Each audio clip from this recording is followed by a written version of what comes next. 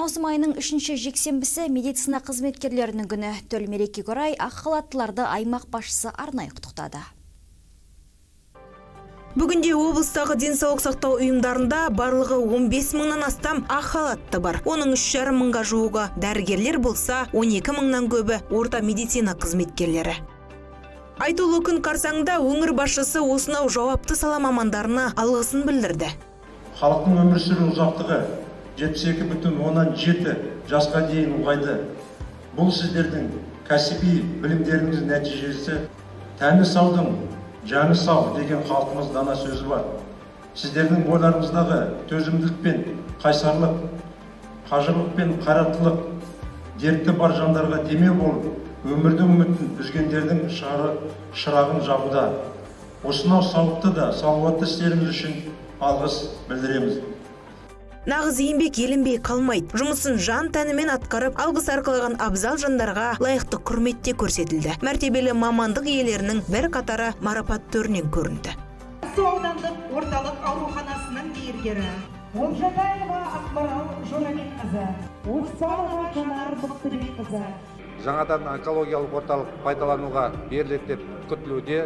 Бұл соңғы талаптарға сәйкес соғылған онкологиялық центр. Жамбыл облысындағы мынау ауруханалардың материалдық базалары нығаюда, сыртқа шықпай-ақ осы Қазақстан төңірегінде шетелдерде көрсетілетін медициналық қызметтерді өзіміздің елімізде, өзіміздің жерімізде, осы Жамбыл облысында қазір алуға үлкен мүмкіндіктер бар.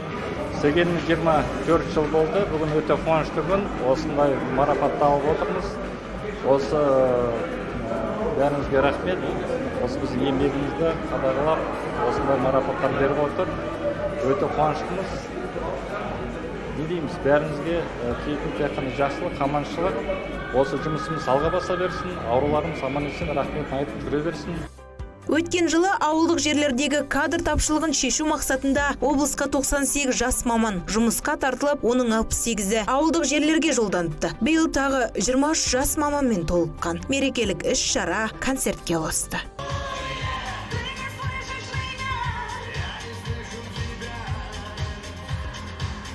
Айта кетейік, былтыр денсаулық сақтау жүйесін қаржыландыру 9,4 миллиард теңгені құраған. Ал биыл жалпы құны 9,1 миллиардты құрайтын 24 нысанның құрылысы жүргізілуде. Оның 7-і өткен жылдан өтпелі.